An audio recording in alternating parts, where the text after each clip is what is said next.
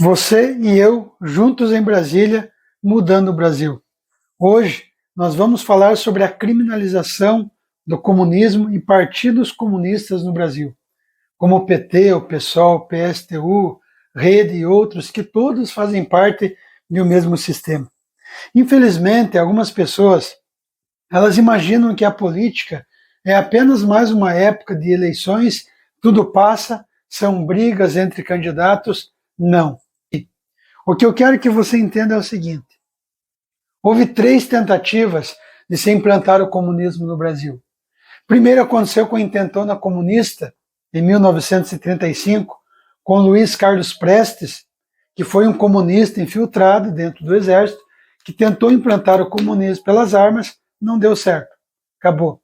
Nos anos de 1960, no Brasil, foram criadas mais de 29 organizações de grupos de guerrilheiros para tentar tornar o Brasil e a América Latina um bloco comunista. Em 59, Fidel Castro assumiu o comunismo em Cuba. E aqui no Brasil começou-se a criar esses grupos de guerrilheiros, aos quais Dilma, José Dirceu, José Genuíno, Serra e outros faziam parte. Inclusive a Dilma, o grupo dela, jogou uma bomba no quartel em São Paulo, matando o soldado Mário Cosel Filho, que inclusive foi dado o nome em homenagem ao soldado Mário Cosel Filho. Naquela época, se fazia sequestro, assassinatos, roubos a bancos.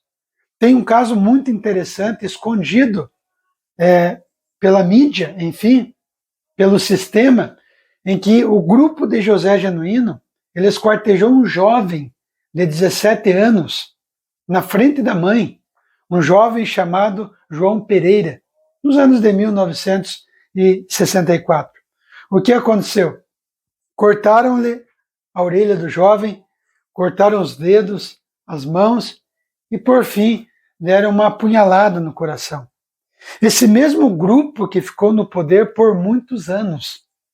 O que eu quero que você entenda é que não é apenas uma ideologia, é a destruição da sociedade, é a destruição da família, dos princípios, da soberania do Brasil. E isso é muito sério. Eu sei que algumas pessoas dizem assim: olha, Albari, mas na época do Lula a vida era muito melhor. Deixa eu contar uma coisa para você muito simples, que você vai entender. Imagina eu chegar para você e dizer assim: olha, eu vou te dar R$2.000 por mês para você comprar eletrodomésticos, comida, para você comprar produtos, enfim, em gerais, e você faz o que você quiser com o dinheiro. Aí você pega os R$2.000, vai lá, compra geladeira, eletrodomésticos, televisão, compra comida, compra roupa, dá de entrada num carro, dá de entrada numa casa, enfim, você está muito feliz. Abundância, fartura. Só que no final do ano, você descobre que eu emprestei R$5.000 no seu nome, dei R$2.000 para você, fiquei com 3.000 e agora quem paga a dívida é você. Quando o Bolsonaro assumiu o governo, a Petrobras estava praticamente quebrada. Por quê?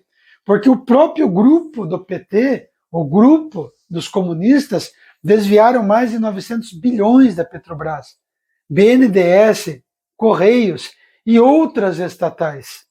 E isso é que na época do comunismo que estava no poder, na época não existia guerras, estava ainda tudo meio que em ordem, não existia a questão da pandemia, e mesmo assim o comunismo quebrou o Brasil. É preciso que você entenda uma coisa: o comunismo não acabou com a queda do Muro de Berlim. O que houve foi uma reformulação do comunismo para ser implantado pela cultura. Como assim? Eu quero entender isso. Bom, eu vou explicar para você. Em 1891, surgiu uma figura, um comunista, chamado Antônio Gramsci, que foi um líder italiano comunista, que veio abraçar o capeta em 1937 com a sua morte. O Antônio Gramsci, ele percebeu que não daria para se implantar o comunismo pelas armas, como já havia sido feito pelo mundo. Que era preciso implantar o comunismo não pelas armas, mas pela cultura. Como assim? Você pega os comunistas e vai infiltrando os comunistas em todas as instituições. Coloca dentro da OAB, da Ordem dos Advogados do Brasil, você coloca comunista infiltrado na mídia televisiva, na Globo Lixo, você coloca os comunistas dentro das igrejas, você coloca comunistas dentro da política também, em todas as áreas que você possa imaginar. Então esses comunistas lá dentro, eles começam a ocupar ali as chefias, diretorias, né, secretarias dentro dessas instituições, e você vai fazendo um aparelhamento, você vai ocupando espaços dentro dessas instituições, e depois de um tempo, né, esses comunistas começam a tomar decisões, começam a criar leis para que se implante essa ideologia de uma forma, não pelas armas, mas pela canetada. E isso aconteceu no Brasil. Quando em 64, né, nós tivemos aí uma intervenção militar pelo Brasil, onde se não fosse as Forças Armadas, o Brasil já era uma Cuba. Nós não tivemos uma ditadura militar no Brasil, como dizem o sistema, não. Nós tivemos um regime militar. Se não fossem os militares, o Brasil já era um país oficialmente comunista, como Cuba. Sabe quanto ganha um professor em Cuba? R$100. Sabe quanto ganha um cirurgião em Cuba? 120, 130 reais. A miséria é muito grande. O comunismo, em todos os lugares onde tentou-se implantar o comunismo, houve fome, houve miséria. Tanto é que Cuba, nós vemos a situação. A Venezuela, aqui do lado, nós vemos passando por grande dificuldade, né, pessoas matando animais, comendo cachorro, né, na Venezuela. Nós vemos na Argentina, um dos únicos países que é um país que ainda tem um presidente de direita, é o Brasil, que nós temos hoje o Bolsonaro. Agora, se você pegar em outros países, nós vemos a desgraça que está acontecendo.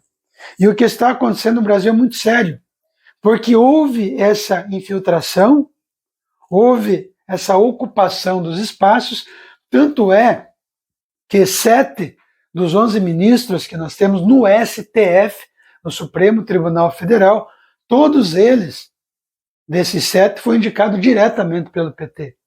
E outros foram ali indicados pelo Temer, por FHC, por Collor, enfim. Mas o que importa é que hoje nós temos dentro do judiciário, hoje um grupo de comunistas de carteirinha, tomando decisões, né, contra a família, contra a sociedade, censurando as pessoas. Eu não sei se você sabe, mas o presidente do TSE, do Tribunal Superior Eleitoral, é o mesmo presidente que vem do STF. É muito sério.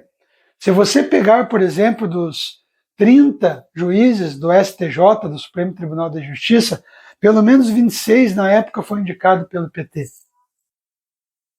Então, o que nós precisamos entender é que em uma eleição limpa, em uma eleição justa, o 9 dedos, o cachaceiro, o ex-presidiário não tem nenhuma chance, zero. Por quê? Porque as pesquisas que nós estamos vendo, elas são fraudadas. Nós vemos a Globo Lixo no desespero que em outubro vence a concessão e ela só pode renovar a concessão de transmitir se ela pagar a dívida. Então ela está desesperada. Então ela coloca ali o cachaceiro 9 dedos na frente em tudo. E nós não podemos cair nessa fraude. Democraticamente, pelo voto, dentro da justiça, Lula, zero de chance. Porém, existe a possibilidade de um golpe. Porque eles estão se unindo, a Globo Lixo, Superior Tribunal de Justiça, STF, tudo que você possa imaginar, todos eles estão tentando dar um golpe.